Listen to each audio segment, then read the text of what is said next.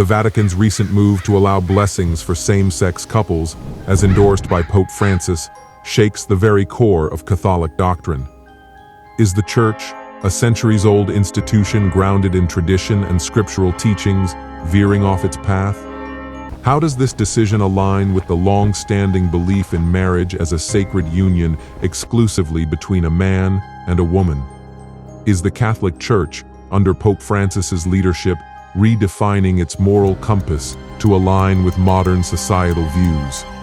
In a decision that has stirred significant controversy, the Vatican, under the guidance of Pope Francis, has issued a landmark ruling allowing Roman Catholic priests to administer blessings to same-sex couples.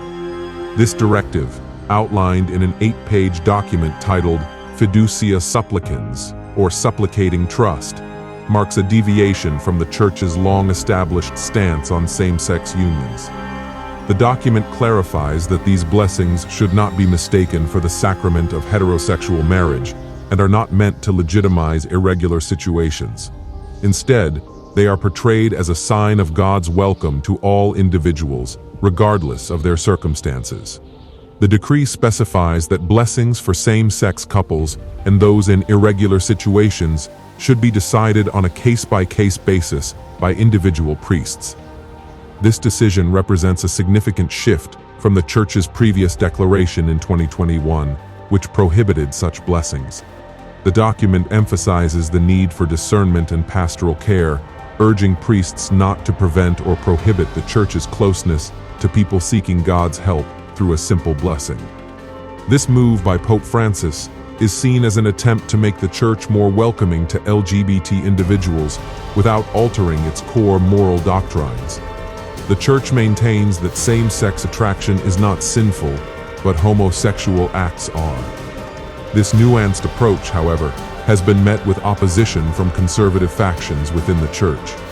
Critics argue that the ruling invites misunderstanding and could sow confusion among the faithful, potentially leading to schism. The document's guidelines stipulate that the blessings should not be conducted in a manner that resembles the traditional wedding ceremony in order to avoid confusion with the sacrament of marriage. For centuries, the Catholic Church has been a guiding force in defining and upholding societal morals, with its teachings deeply influencing cultural and familial structures. The Church's stance on marriage and sexuality has been integral to its moral doctrine, serving as a beacon for societal conduct. By altering its position, even in a limited capacity like blessing same-sex unions, the Church risks undermining the traditional family structure that it has long championed. This could lead to a broader shift in societal attitudes towards marriage and family, potentially weakening the traditional values that many believe are essential for a stable and moral society. The Catholic Church's teachings have long upheld the sanctity of marriage as a union between a man and a woman, condemning same-sex sexual activity as a grave sin against chastity and describing homosexual attraction as objectively disordered. The Church's stance, deeply rooted in biblical teachings and its catechism, maintains that homosexual acts are acts of grave depravity and intrinsically disordered, contrary to the natural law, and under no circumstances can they be approved. This position reflects a historical adherence to a moral code that emphasizes procreation and the complementarity of male and female in sexual relationships. However, Pope Francis's recent approval for priests to bless same-sex couples, as long as it does not appear to endorse their marriage, represents a dramatic shift from this traditional doctrine. Despite the Vatican's insistence that marriage remains exclusively between a man and a woman, this development has sparked significant debate and opposition within the Church. Conservative Catholics, including several cardinals, have launched challenges to Pope Francis's stance, expressing concerns that it might lead to confusion, error, and division within the Church. They have sought clear reaffirmation of the Church's teachings on the sinfulness of homosexual acts and the invalidity of same-sex marriage. The Church's ban on women priests and the extension of voting rights to lay people in church assemblies have also been points of contention. with conservative groups arguing that the Church should remain a male-dominated hierarchical structure with doctrinal authority flowing from the top. The recent decision by Pope Francis to allow blessings for same-sex couples while not sanctioning same-sex marriage demands clear condemnation.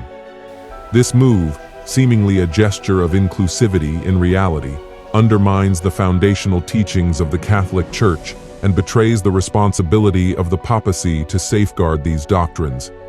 For centuries, the Church has clearly taught that same-sex relationships, though not sinful in orientation, cannot be condoned in action. Pope Francis's approval of blessings for same-sex couples shatters this long-held understanding, effectively disregarding the Church's commitment to uphold the sanctity of traditional marriage and chastity. This decision not only contradicts the Church's teachings, but also risks creating profound confusion among the faithful. By blurring the lines between compassion and doctrinal fidelity, Pope Francis has opened a Pandora's box of theological ambiguity. Such actions could mislead believers, diluting the clarity and strength of the Church's moral voice in a world already full of moral relativism. The role of the Pope is to be a stern guardian of the Church's teachings, not a catalyst for doctrinal dilution. Moreover, this stance by Pope Francis could be seen as an invitation to schism within the Church. By straying from the path of traditional teachings, the Pope risks alienating a significant portion of the Church that adheres to these core values. The fallout from this decision extends beyond mere disagreement. It threatens to fracture the very unity of the Catholic Church, pitting progressives against conservatives in a battle over fundamental beliefs. The Church has long been a pillar of moral guidance, with its teachings shaped by centuries of theological study and scriptural interpretation.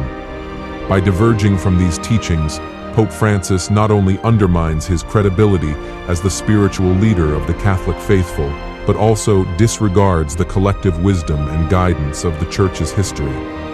This act of defiance against the Church's established doctrines is not a sign of progression, but a step towards doctrinal chaos. As the guardian of Catholic doctrine, the Pope's primary duty is to uphold the Church's teachings, not to rewrite them in response to societal pressures. This decision stands as a reminder of the need for unwavering adherence to the principles that have guided the Church for millennia.